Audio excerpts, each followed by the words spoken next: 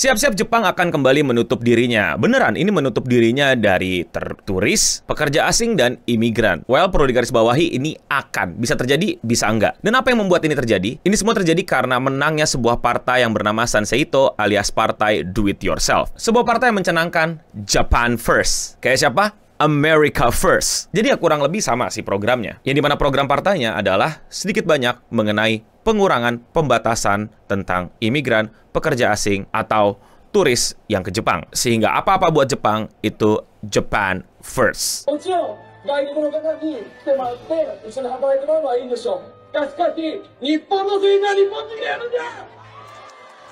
Jadi siapa itu Sansei-to? Kenapa bisa dibilang anti-imigran? Dan apakah benar ke depannya kita ke Jepang akan lebih susah?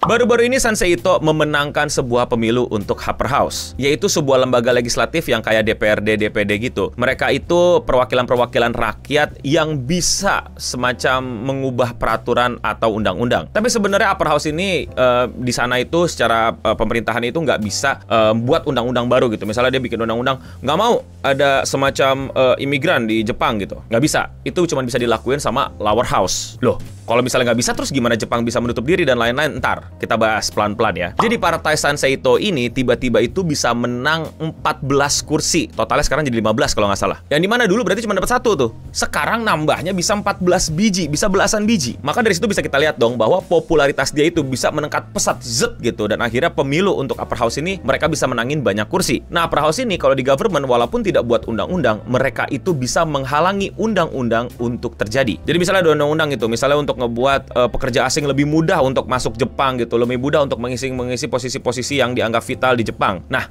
mereka itu bisa nge-stop undang-undang tersebut. Dari 125 kursi, mereka udah dapetin belasan kursi. Loh, no, kalau segitu mah jumlahnya nggak cukup dong. Nah, masalahnya kalian salah berpikir kalau 125 kursi dikurangin 14, sisanya itu bakal langsung mendukung pemerintahan. Nggak juga, ada banyak partai-partai lain yang merupakan bagian dari oposisi, alias orang yang nggak mau eksekutif itu berbuat seenaknya dan dibatasi dan dilihat nih apakah sesuai dengan keinginan rakyat apa enggak. Sehingga ke depannya, di pemilu ke depannya, rakyat jadi bilang, sepertinya partai ini tidak bagus calon-calonnya dan orang-orangnya mengurus negara ini, kita ganti ke partai oposisi nih ya. Nah, itu fungsi oposisi tuh, nunjukin taringnya kalau kita yang lebih baik daripada partai sebelumnya. Nah, itu demokrasi tuh. Nah, partai di Jepang yang lagi mengisi posisi eksekutif itu adalah LDP alias Liberal Democratic Party. Perdana Menterinya juga dari sana tuh, Shigeru Ishiba. Ada koalisinya lah, tapi ini yang jadi problem. Tadinya tuh kursi-kursi legislatif diisi sama banyak partai koalisi pemerintahan, oposisinya dikit. Tapi sekarang dengan partai DIY masuk dan mendapatkan banyak kursi, nah oposisi ini bisa menjadi majority nih di kursi-kursi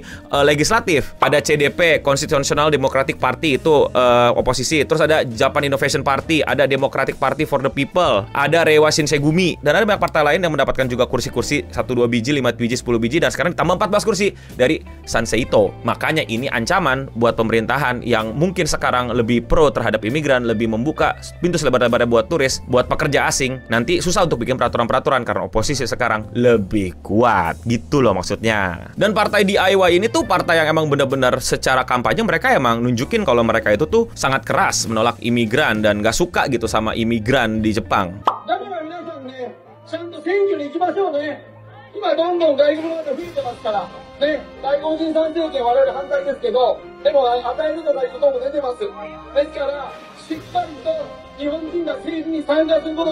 Japan Far-Right parties play immigration card ahead of a vote. Dan mereka memang pakai kartu itu untuk kampanye-kampanye mereka, dan ternyata banyak yang dukung. Berarti udah banyak juga nih masyarakat di Jepang sana yang emang sepertinya udah mulai merasa terganggu nih sama imigran, pekerja asing, dan turis. Sohei Kamiya, founder of the Far-Right Sansei-to Party, says Japan should not rely on foreign workers. Our position is that we will accept those with skill for fixed duration on the understanding that they are not immigrants and they must leave again after a fixed period. Jadi jelas-jelas di sini bilang Jepang harusnya nggak bergantung sama pekerja imigran, sama pekerja-pekerja asing yang bukan orang Jepang. Iya, kita terima yang punya skill, yang punya kemampuan, tapi ketika nanti suasananya udah fix, mungkin maksudnya udah benar, ya mereka mesti balik ke negaranya. Dan retorika-retorika semacam ini ya ternyata diterima sama masyarakat Jepang, dan buktinya mereka berhasil mendapatkan kursi-kursi tersebut. Jadi sekali lagi ya, ini belum final. Jepang akan semakin susah, tapi kalau misalnya terus bolanya bergulir seperti ini, tidak ada perubahan arah, ya mungkin saja. Nah, dari perspektif gue bukan orang Jepang, gue juga jalan-jalan doang ke Jepang, tapi gue cukup ngikutin apa yang terjadi di sana. Jadi sikap mulai nggak suka sama turis, sama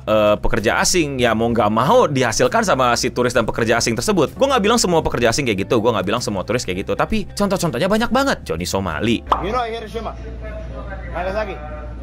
You know why you do this? Pearl Harbor. Miss Kif.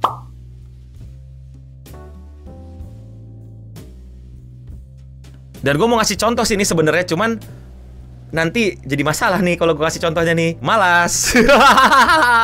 Ya kalian tahu lah apa yang gue maksud. Jadi ya mau nggak mau itu benar-benar jadi berita, jadi omongan, dan jadi ngelihat kayak, weh kok dia gitu sih gitu loh. Dan memang banyak istilah gaijin card di Jepang gitu loh, buat turis, buat pekerja asing, yang dimana kalau mereka asing tuh kayak males diurus sama polisi Jepang, dan sepertinya polisi Jepang tuh lebih suka negor orang Jepangnya langsung. Jadi kayak gimana gitu loh, yang menurut gue juga sangat disayangkan. Gue bukan orang Jepang, tapi menurut gue polisi harusnya bertindak bodo amat mau orang Jepang mau orang asing, selama dia melanggar peraturan, melanggar hal yang seharusnya nggak boleh dilakuin, ya ditangkap dong. Kayak Johnny Somali itu gue sangat sayangkan loh, sampai Yakuza yang mesti turun tangan dan masyarakat yang mesti fist fight sama dia, dibanding polisinya bisa langsung gercep dia gitu loh. Yang akhirnya kelihatannya jadi kayak pilih kasih kan, gaijin card lagi-lagi. Nggak bilang semua polisi ya, tapi ya gue paham mungkin polisi karena dia nggak ngerti omongan kita nggak ngerti omongan dia, jadi kayak ribet gitu, kayak susah gitu. Nah, gue nggak tahu kalau dimarahin atasannya apa enggak tuh dia kalau misalnya nangkep yang asing gitu, tapi menurut gue tangkep aja lah ya. Nah, ini juga sentimen dari masyarakat yang mulai nggak suka sama pekerja asing karena dirasa mendapatkan benefit-benefit yang didapatkan sama orang Jepang karena orang Jepangnya bayar pajak, tapi orang asing ini nggak bayar pajak tapi dapat benefit yang sama, misal kesehatan atau lain-lain. Jadi iri dong, loh kok gitu ya kan? Nah, gue nggak tahu apakah ini bener apa enggak. Beberapa teman gue yang kerja di Jepang bilangnya mereka tetap bayar pajak, gaji dipotong gitu. Mungkin di TikTok kalian juga suka lihat gitu, yang dimana kerja di Jepang katanya enak, ternyata berat dipotong pajak dan lain-lain, belum dipotong apa buat cicilan ke lembaga penyalur dan lain-lain. Nah, gue curiga yang mereka maksudin adalah pekerja-pekerja ilegal yang menurut gue lebih banyak korbannya daripada pelakunya. Ini bukan victim blaming ya, tapi nyatanya banyak dari mereka tuh yang nggak tahu gitu kerja di Jepang tuh butuh apa aja, butuh surat-surat apa aja. Jadi mereka nggak ngerti, AO doang, minta duit sama emaknya, dikirimin, nggak pakai pelatihan bahasa Jepang, nggak ada penyaluran, ya tahu-tahu jadi tukang cuci piring yang digaji rendah gitu, low wage worker yang nggak bayar pajak dan lain-lain. Mungkin itu maksudnya. Jadi setidaknya di video ini tujuan gue pengen kasih perspektif juga gitu, kenapa orang-orang Jepang tuh jadi mulai jengah sama turis, sama pekerja asing dan lain-lain, karena ada kayak gitunya gitu loh, yang bukan tiba-tiba out of nowhere mereka benci turis dan lain-lain, tapi ada penyebabnya juga. Memang pemikiran kolot untuk bilang bahwa semua turis kayak gitu, semua orang Indonesia kayak gitu, semua orang Cina kayak gitu, tapi ya nyatanya itu tetap terjadi. Itu semua terjadi ya karena penegakannya yang menurut gue juga kurang tegas, atau peraturannya yang mungkin mulai nggak imbang gitu, udah nggak sesuai zaman. Nah, tapi ini penjelasan sedikit ya dari gue yang belajar sedikit ekonomi. Silakan koreksi gue bukan ahli politik Jepang, gue bukan ahli government Jepang, bukan ahli ekonomi, tapi gue belajar dan ini bisa dikritisi. Jepang itu kurang penduduk, kurang bertrade ya kan. Kasarnya karena mereka adalah pemerintahan yang beneran hadir dan bekerja, orang-orang yang udah bekerja itu tuh mereka kan bayar pajak tuh ke negara. Nah, pajaknya itu nanti akan dibalikin ketika orang itu udah tua ya kan. Jadi ada orang kelas pekerja, kelas produktif nih kan, ada lapangan pekerjaan mereka banyak nih ya, bisa masuk nih ya, gak cuma dijanjikan gitu kan. Nah, orang yang bekerja itu seakan-akan kayak menanggung yang udah nggak bekerja, ngerti nggak lo? Ini gue ngomongin secara general ya, bukan ngomongin ada banyak orang tua yang kerja kok bang, ada banyak muda yang nggak dapat kerja juga di Jepang. Iya gue tahu, tapi ini kita ngomongin secara garis besar ya, bahwa orang-orang yang masih dalam usia produktif itu menopang generasi di atasnya dan mempersiapkan generasi di bawahnya, ya kan? Nah, kalau jumlah orang yang ditopang lebih banyak, beban dong, yang artinya dia mesti bikin 2 kali lipat misalnya kalau misalnya dia mau menahan generasi di atas gitu, atau gimana. Jadi intinya kurang pekerja nih yang nanti bisa bayar pajak, dan pajaknya bisa diolah dan bisa mensejahterakan yang udah tua gitu. Jadi nggak perlu investasi anak ya. Tapi ternyata pada kurang mau beranak karena masalah ekonomi, karena masalah ya istri nggak bisa ngurus anaknya, mesti kerja di sana, pembantu nggak murah, ART tuh udah maid gitu ya, itu tuh mahal banget, nggak kayak di sini. Jadi ya daripada bikin anak mending kerja. Kalaupun bikin anak paling cuma 1, ya 2, bikin 1 ya remis dong, ngerti nggak lo? Kayak nggak nambah gitu, masih kurang. Plus ekonomi makin mahal, jadi bikin anak ya bikin lu makin punya banyak tanggungan. Jadi kan orang Jepang kan hitung-hitungan tuh, nggak kayak di sini sekat aja dulu kan, punya anak dulu aja gitu kan, banyak anak banyak rezeki gitu kan.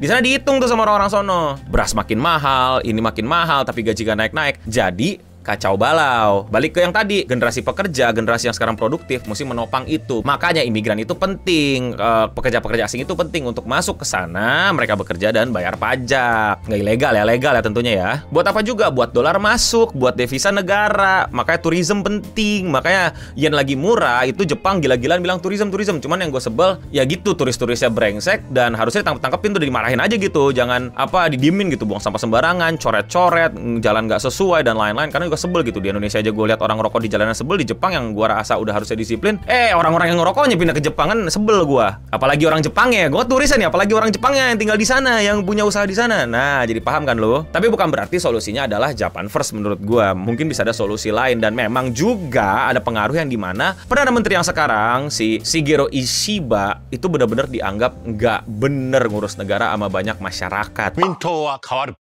新しい自民党はルールを守る。ルールを守る。納得と共感の政治へ。逃げることだ。正面から語る。国民を守る。確かな防災、外交、安全保障実現します。日本を守る成長を力に自民党。Harga beras bisa sampai semahal ini kok bisa, dan lain-lain dan lain-lain. Itulah yang terjadi sama Jepang sekarang. Kenapa sentimennya sekarang anti imigran, anti turis dan lain-lain. Tapi setidaknya gue mau coba kasih perspektif ke kalian, yaitu yang dirasakan sama masyarakat Jepang. Belum tentu solusinya adalah anti imigran, cuman jadi sensi gitu loh. Tapi ya tentu saja itu adalah pemikiran yang kolot. Kalau nyamain semua imigran, semua orang dari negara itu, dari suku itu, dari ras itu adalah sama aja. Apakah semua orang Amerika kayak Johnny Somali? Kan tidak. Walaupun lu bilang Johnny Somali orang mana ya, tapi aslinya dia paspornya Amerika, mau ngomong apa lu? Tapi sekali lagi, gue bukan ahli politik Jepang, gue bukan ahli ekonomi Jepang, gue cuman orang yang ngikutin dan baca-baca di internet. Tentu gue bisa saja keliru, dan teman-teman kalau mau koreksi silakan di kolom komentar di bawah. Jadi sekali lagi di highlight ya, belum tentu, akan bisa jadi kalau bolanya terus bergulir kayak gini. Dan jangan sampai sih menurut gue. Tapi kalau menurut kalian bagaimana? Komen di bawah. Kritisi gue di kolom komentar di bawah, koreksi gue di kolom komentar di bawah. Kalau kalian suka sama overthinking Jepang kayak gini dan kalian mau support gue, lakuin dengan sesimpel klik tombol subscribe. Dan kalau kalian masih mau dengerin gue ngomong kayak gini, gue itu upload video sehari satu. Jadi coba cek ke channel gue dan klik video menurut kalian belum kalian tonton. Dan ya, sekian seputar internet untuk episode kali ini. Eno deshita, mite kurete, arigatou gozaimasu. Ja, mata ne, stay clean and sound.